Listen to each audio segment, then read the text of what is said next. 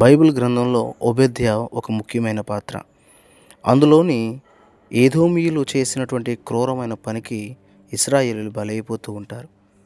ఏదోమీయులు ఏశావు వంశస్థులు. ఏదోమీయుల యొక్క గర్వం ఏమిటంటే, బలమైన ఎత్తైన కోట గల వాటిల్లో మేము నివసిస్తున్నాం, మమ్మల్ని ఎవరు పట్టుకోగలరు, మమ్మల్ని ఎవరు ఓడించగలరనే గర్వం వారిలో ఉండేది. అయితే వారికి తెలియని విషయం ఏంటంటే, దేవుడు ఎలాంటి గర్వాన్నైనా అణచగలవాడు. ఓబేద్యతో దేవుడు మాట్లాడతాడు, వారికి హెచ్చరించమంటాడు. ఇశ్రాయేలు ప్రజలు బలహీనమైపోతున్నప్పుడు వారితో మాట్లాడి వాళ్ళని ధైర్యపరచమని చెప్తా ఉంటాడు దేవుడు. ఓబేద్య దేవుడు చెప్పినట్లుగానే ఇశ్రాయేలు ప్రజలతో మాట్లాడుతూ ఉండేవారు. దేవుడు మనల్ని నిలబెడతాడు, మనల్ని బాగు చేస్తారనేవారు. ఏదోమీయులు మాత్రం ఇశ్రాయేలు ప్రజల మీదకి దాడి వచ్చినప్పుడు, శత్రువులు దాడి చేసినప్పుడు వారిని రక్షించకపోగా వారిని చూసి హేళన చేసేవారు. ఓబేద్య దేవుడి మాటలు ఏదోమీయులకు చాటి చెప్తా ఉండేవాడు.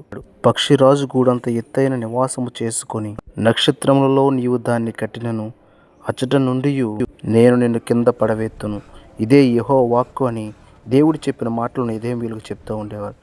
కానీ వారు మాత్రం ఇశ్రాయేలు ప్రజల మీదకి వచ్చిన శత్రువులను తరమకపోగా వారిని పట్టి ఆ శత్రువులకు అప్పగిస్తూ ఉండేవారు. చివరకు ఏదోమీయుల పరిస్థితి ఏమైపోయిందంటే, దేవుడు చెప్పిన మాటలను లెక్క చేయకుండా వారిష్టానుసారంగా ఇశ్రాయేలు ప్రజల మీద తిరుగుబాటు కలిగి ఉండడం బట్టి వారిని దేవుడు చెదరగొట్టేశాడు. చివరకు వారిని తరిమి పట్టుకునేలాగున శత్రువులకు అప్పగించాడు. వారు వలస వెళ్ళిపోవలసిన పరిస్థితి వచ్చింది. తిరిగి దేవుడిచ్చిన మాట ప్రకారము ఇశ్రాయేలు ప్రజలను నిలబెట్టాడు. దేవుని ప్రజల మీద చేయి వేస్తే దేవుడు చూస్తూ ఊరుకోడు. ఎలాంటి వారినైనా దేవుడు శిక్షిస్తాడు. ఎందుకంటే దేవుని ఏర్పాటులో ఉన్నవారు ఇశ్రాయేలు ప్రజలు. ఆ ప్రజల మీద చేయి వేసినప్పుడు, ఆ ప్రజలను చూసి నవ్వుకున్నప్పుడు, హేళన చేసినప్పుడు దేవుడు ఊరుకోడు. ఓబేద్య ద్వారా, అనగా హిబ్రూ భాషలో దేవుని సేవకుడు, యెహోవా సేవకుడు అని అర్థం. అతని ద్వారా దేవుడు ఏదోమీయులను హెచ్చరిస్తూ ఇశ్రాయేలు ప్రజలను బలపరుస్తూ ఉన్నాడు. ఏదోమీయులు ఏవైతే మాకు బలమైన కోటలుగా ఉన్నాయి, మమ్మల్ని పట్టుకోలేరు, మమ్మల్ని ఏమీ చేయలేరని గర్వంతో క్రూరంగా విర్రవీగారు. అలాంటి వారికి దేవుడు తగిన గుణపాఠం చెప్పారు.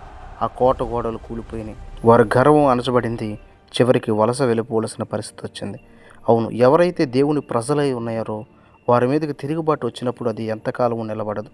దేవుడు పరీక్షిస్తాడు, దేవుడు ఒకరిని పంపిస్తాడు, లేదా దేవుడే నీకు ధైర్యాన్ని ఇచ్చి నేను నిలబెడతాడు. అంతవరకు మనం ఓపిక కలిగి ఎదురు చూస్తూ ఉండాలి. దానికి నిదర్శనమే ఈ ఓబేద్య గ్రంథం.